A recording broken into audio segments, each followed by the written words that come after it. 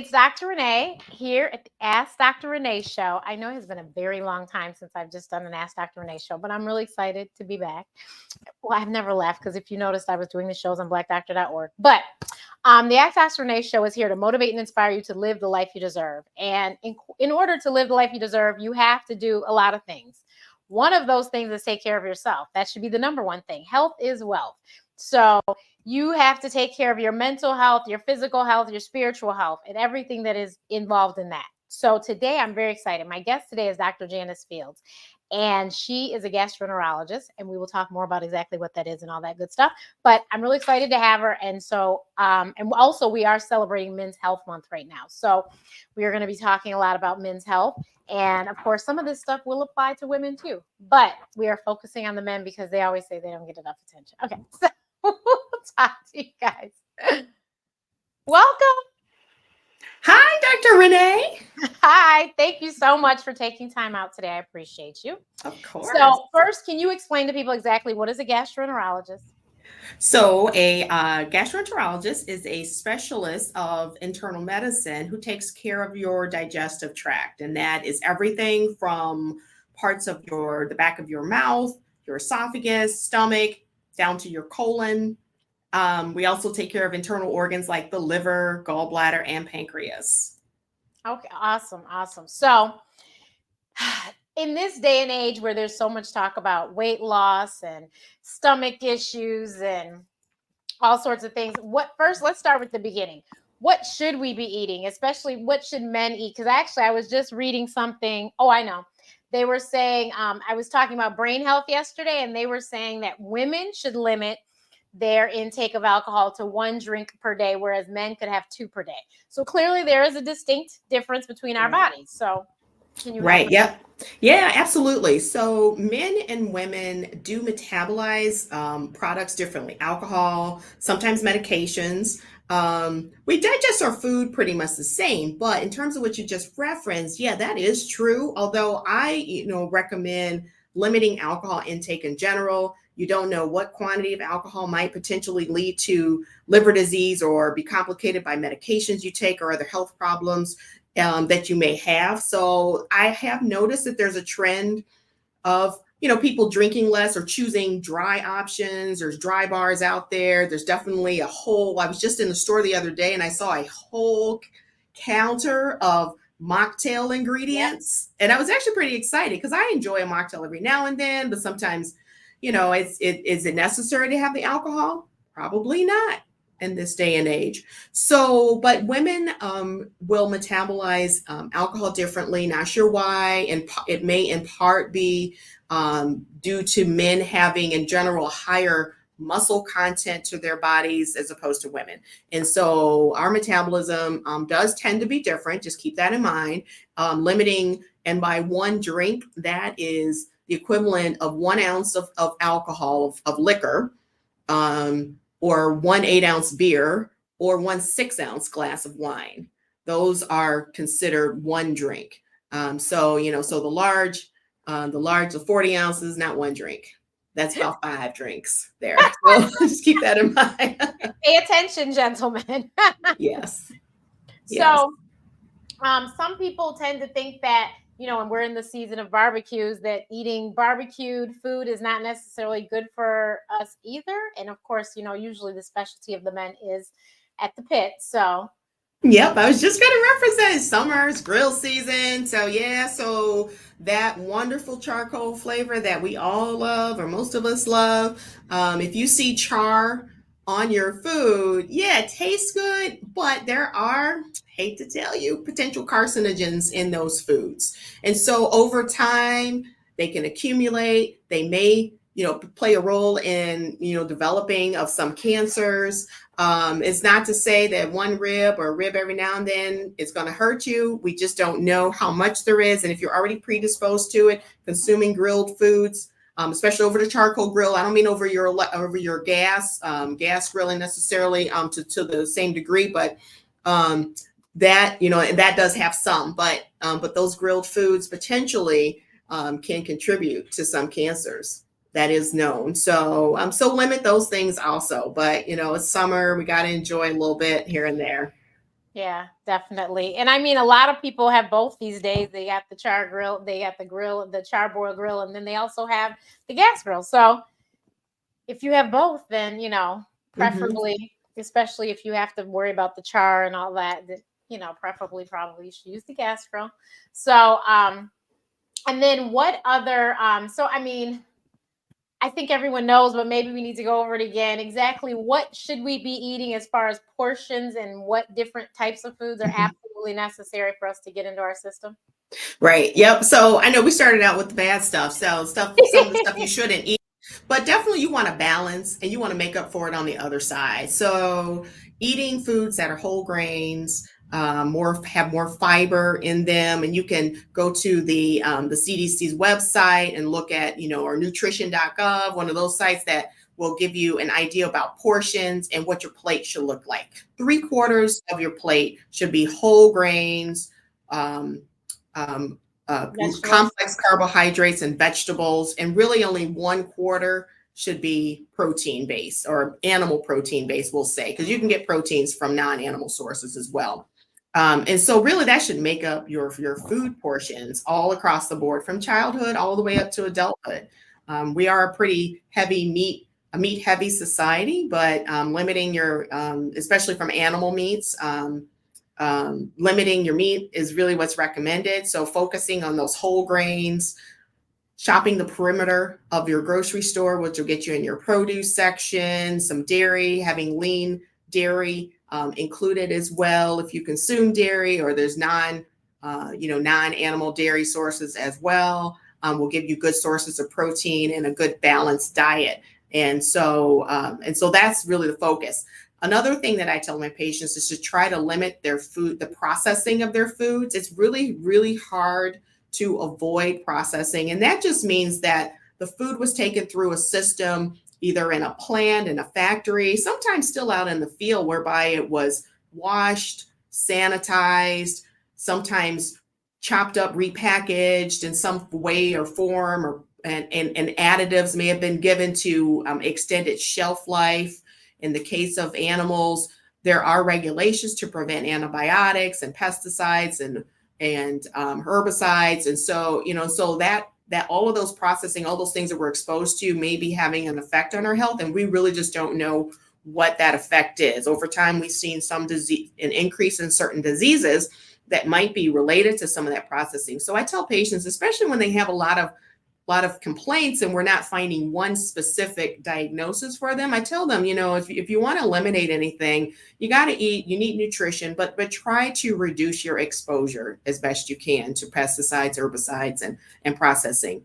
And you can do that by shopping organic in some cases, and paying attention. There are ways you can tell which vegetables have higher quantities of pesticides, potentially fruits and vegetables, for example, and buying organic in those cases, as well as reducing processing yourself by not buying packaged, pre-packaged with the seasonings and things like that all the way in there. So cook, from whole yourself as much as possible. And I know that a lot of the fruits that you eat, the skin on, you could Mm-hmm. soak those in vinegar to just Mm-hmm. remove anything else that might possibly be on the Right, skin. Mhm. right, right. Yeah. And that can be very helpful. And honestly, because I'm somebody with food allergies, but some people have oral Right. allergy syndrome, which they're allergic to. They're allergic to pollen, so therefore, if the whatever fruit vegetable grew outside, then they would, Right. have issues. So it's very helpful for them to wash the fruit or vegetable, because you're not as necessarily allergic to the watermelon or the orange or apple or Mhm. something, but you're allergic to what touched it when it was outside. So definitely wash your vegetables and your fruits. You do not have to wash your meat. We shouldn't have to say this, but I thought recently Right. someone talking about washing ground beef, and I'm like, you don't wash Oh, ground beef. You don't wash chicken. yeah. When you cook it, you kill whatever it is, and if you don't cook chicken or beef long enough for it to kill whatever, then you don't need to be eating it. Right, right. Yeah, rinsing. Yeah, the latest recommendation was on chicken, but the guidelines now say don't rinse chicken because you run the risk more if there is a contamination on the surface of the chicken. You run a risk of splattering through your around kitchen. your cooking Yeah, surface. Yes. exactly. So So they don't yeah, do so you that. should be They just don't. cooking. Yep, cooking Yeah. to recommended temperatures. In the case of ground beef, cooking thoroughly, because that meat is ground. Any surface bacteria will get mixed in, and so that's why it's very important to cook ground beef, especially, and try to avoid anything beyond meat. Anything under medium well for ground beef. Any ground meats, really. Yeah. Hmm. So, Hmm. and so you notice she said ground, everyone. So you do not have to eat your steak well done and medium well. We're Right. medium rare people. And I Hmm. used to be a well done person, but my sister's a chef now. And she's like, you can't eat it like that. And I'm like, Yeah. but, and so now Right. I'm accustomed to medium rare and that's the way I eat it. I like it. And it's But wonderful. not your burgers. No, Yes, right, so right, right. I like my medium rare. But, so, I think well, always with everything, women are usually more advanced when it comes to going to the doctor and making their appointments and getting all their visits in. So I think men, we need to either they need a good woman in their corner or they need to be very, very vigilant about taking care of themselves. So the colonoscopy, which is a deathly word to a lot of people, it's really not that bad. I actually just had to pick up a friend from theirs last week, and it's not that big of a deal. And the biggest thing I think with the colonoscopy is the fact that you have to go without eating. But honestly, one, I'm an intermittent faster, so I drink water all day anyway because I usually don't eat until the evening. So that wasn't a big deal for me, especially since I could drink I drank bone broth. Yep. I drank I think I switched it up. So one was bone broth, then it was chicken broth. Like I would switch it up so I had a little variety. And then I did jello, and the time flew by. It wasn't that bad at all. Yeah, And that's so great. yeah, so I think Mhm. that I think to me that would be the worst part. And then actually that was no big deal. The worst thing was drinking the liquid, but honestly, the bottles I had were little bottles. I just took it to the head and just knock it out because it just tasted awful. I remember as a kid, my mom had the big powder substance and she Mm. had to fill this jug, and that looked like a nightmare, especially since once I in college they thought I was about to get an ulcer, and so I used to drink milk of magnesia all the time and something else. It was like every time I ate, my food felt like it was about to come back, so I had in my purse milk of magnesia and something else. I used to just down them. It was awful. But that milk of magnesia is awful, and that's what I equate that powder, whatever my mother, her colonoscopy prep, it just I said, so if they had said that, I probably would have been like, can we try something else? Um, but the little bottles I had were not a big deal. And fun fact, everyone, Dr. Fields is my physician. She's the one that did my colonoscopy, and she said that I did perfectly with my prep. So I am telling you, it's not that bad. Follow the directions and ask questions so that you understand, because there is a whole lot with timing, because the last thing you want to do is to go without eating and then you get there and you screwed up. And you can't have your test. So you want to make sure you understand the directions to a T. Her office was fabulous. She is in Michigan, if you all are interested, but her office was wonderful. They emailed me the directions and it was very clear and concise. I knew exactly what time to do everything, and it was perfect. So I think that the other thing with men is that they're like, oh my God, you're not sticking a tube up my butt. You're going to be asleep. It's not that big of a deal, right? Right, right.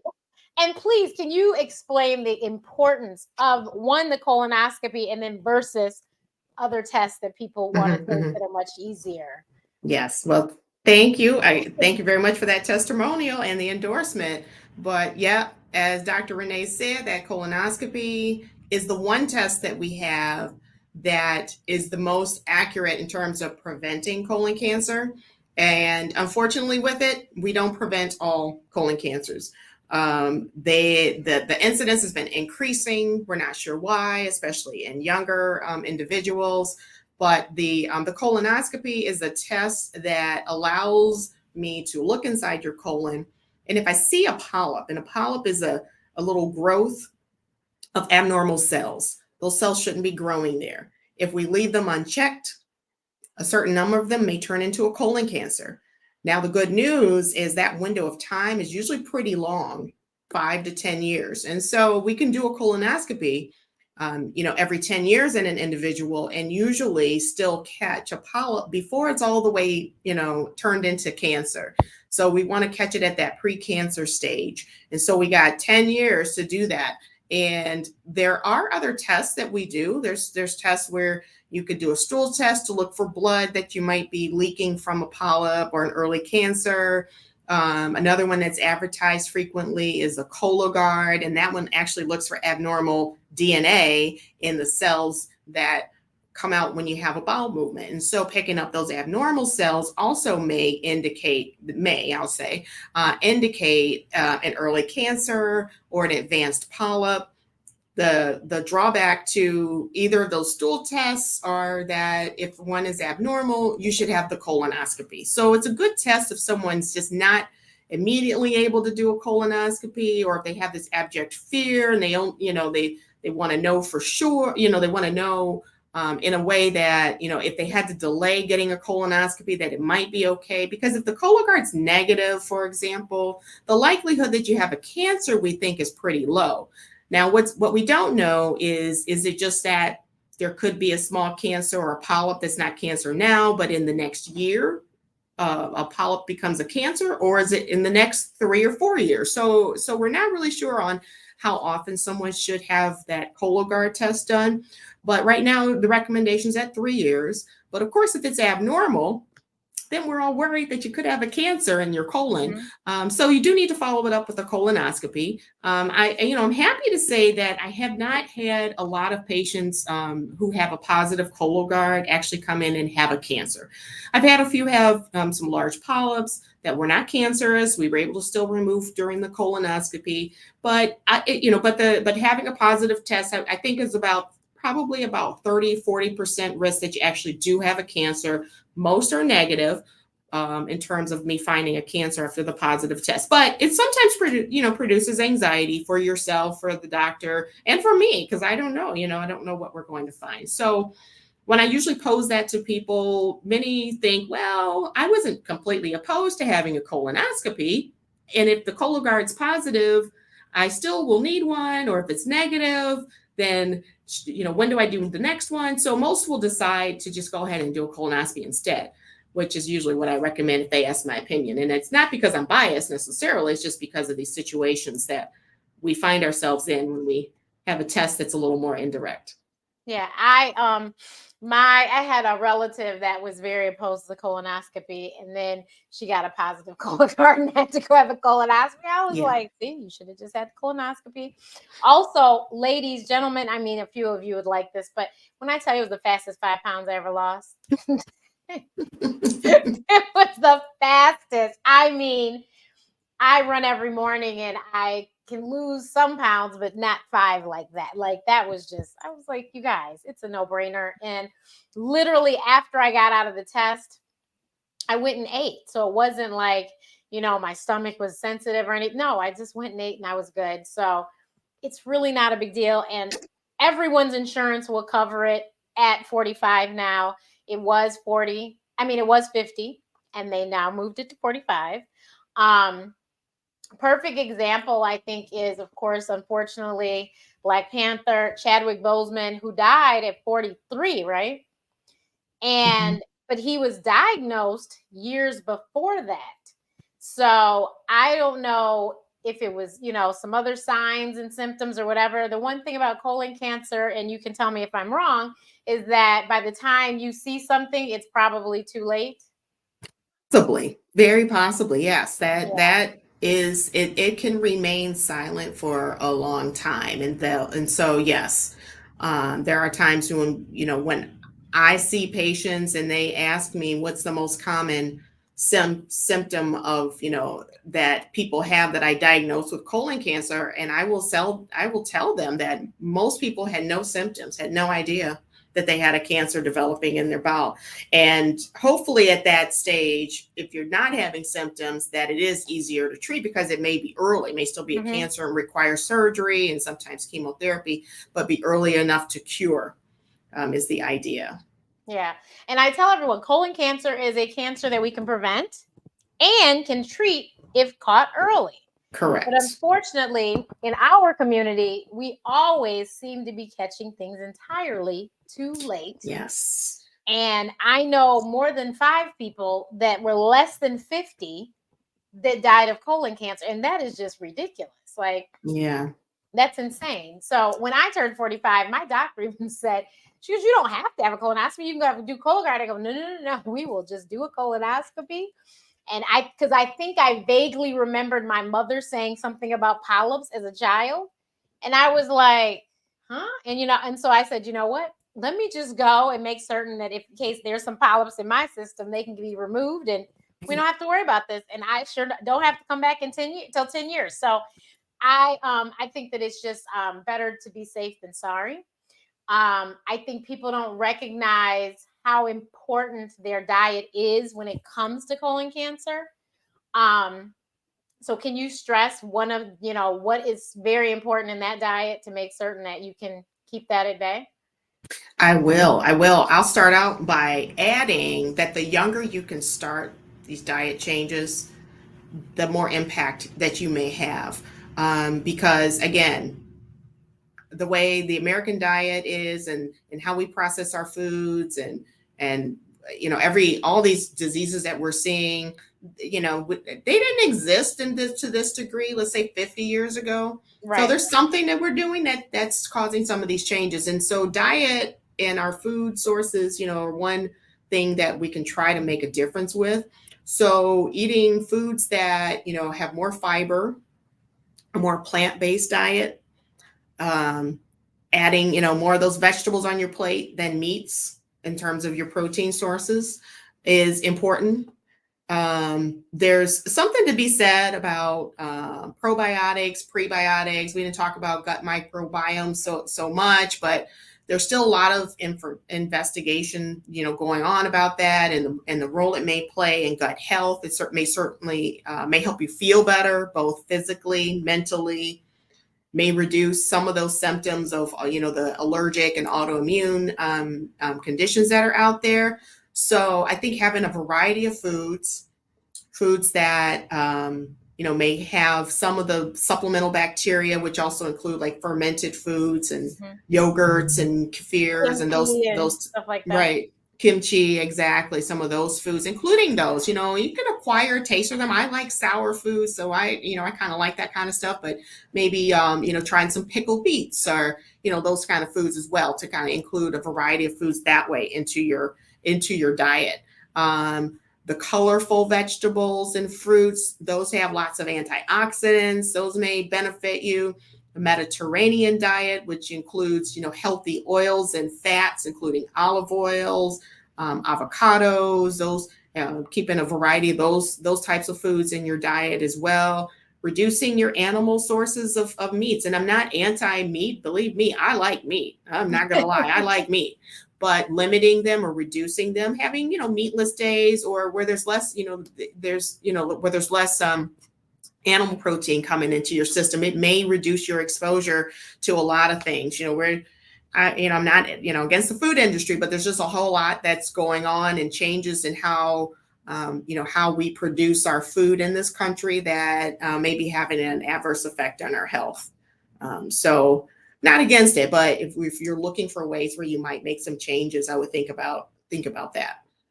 Yeah, and you mentioned yogurt, and for those that cannot do dairy, there are non-dairy yogurts as well. Mm-hmm. I think in Yep, this day and age, absolutely. there's so many alternatives for everything. Yeah. I don't do dairy milk anymore. I do oat milk. Mm-hmm. And because I'm an asthmatic, I noticed a huge change because I used to always, and I don't do that anymore. And I know that it's because I don't have the mucus that I used to have all the time because I drink a lot of milk. I used to drink 2 gallons of skim milk a week. So I used to drink a lot of milk.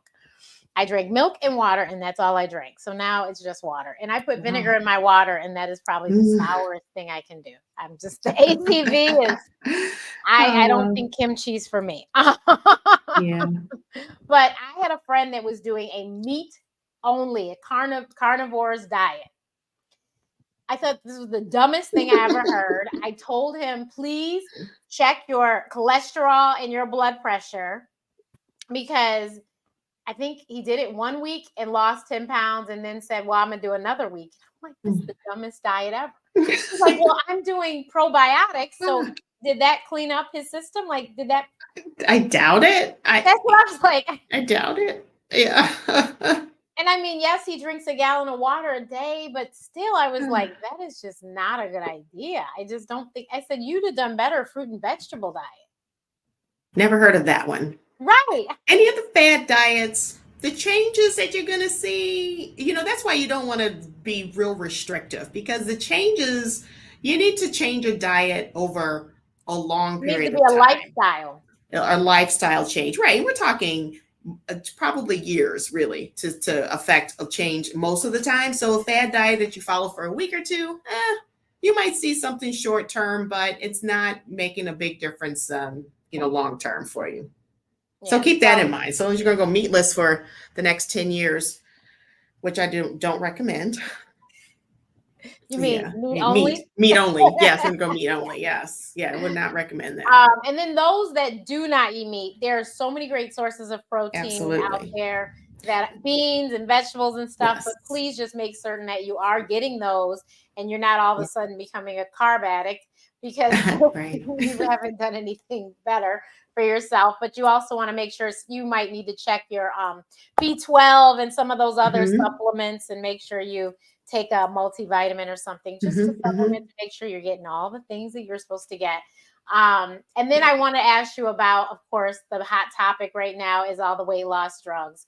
So now I actually do know someone that took one of the drugs and got the gastroparesis. So obviously it's not common, but they do tell you that. But I mean, I think that the way they're supposed to work, that is supposed to happen. But it's not supposed to be a permanent thing. It's supposed to slow down, kind of a thing, right? Right. That's the idea.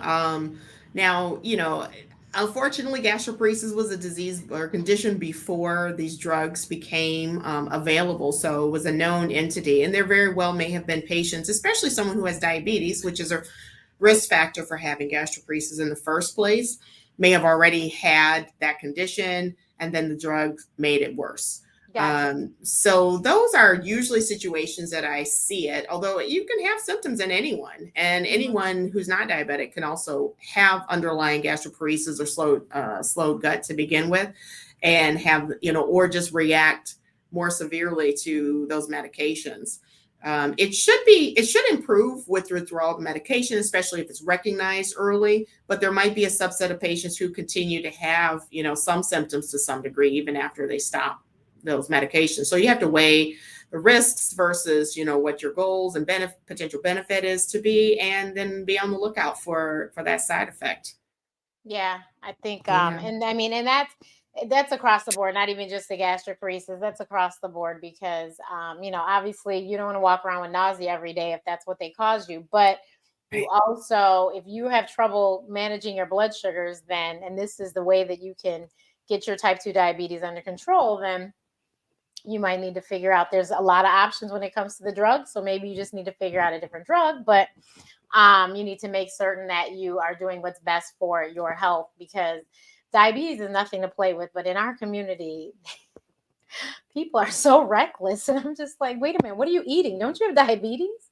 How can you eat that? And, oh, well, I'll just give myself a little more insulin. No, that is what blows my mind. I'm like, you're not even a physician. And I understand you have diabetes, but no, you can't manipulate the medication because you want to eat badly.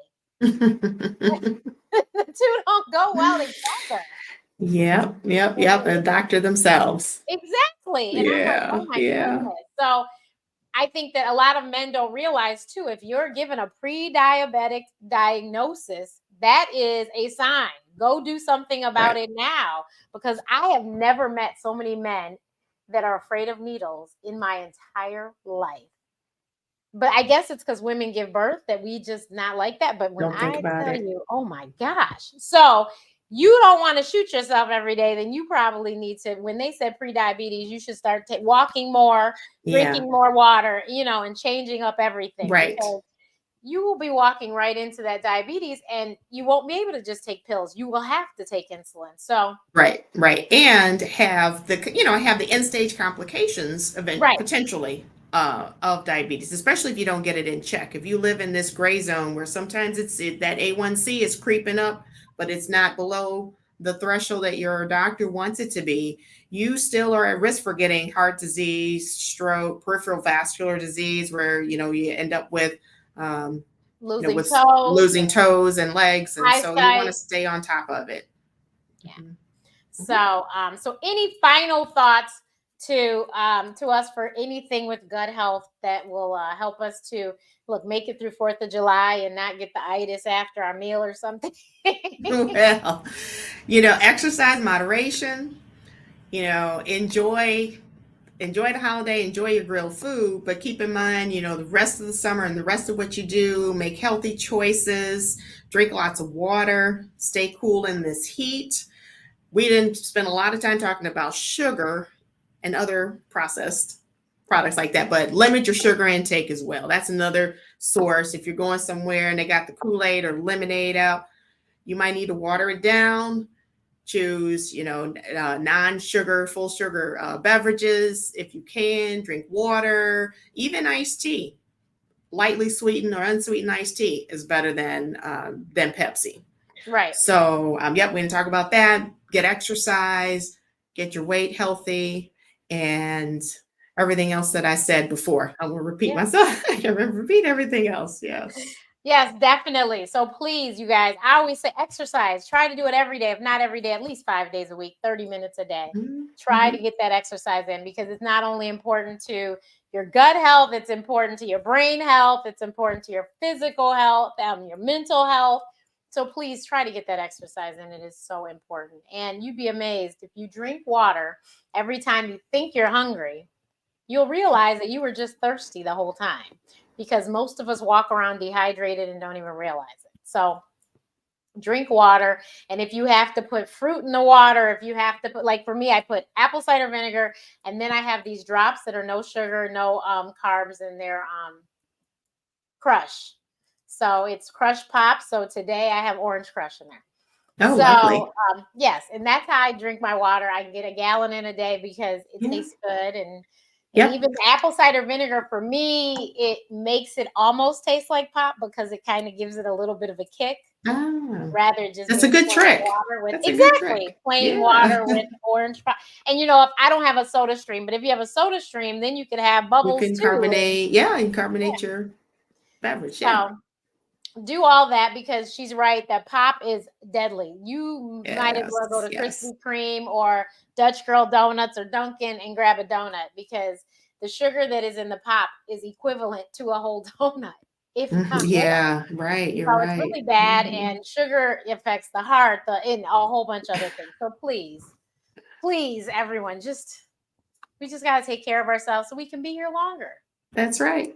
and enjoy life, because no one wants to be here and be miserable on 20 different Mhm. meds and a different doctor's appointment every day. No, you want to actually be able to enjoy life, especially this summertime. So please take care of yourselves. And if you are a lady that has to take care of uncles, brothers, grandfathers, fathers, whatever, please take good care of them. And thank you so much for your time today. I greatly appreciate it. And we will see you guys next time.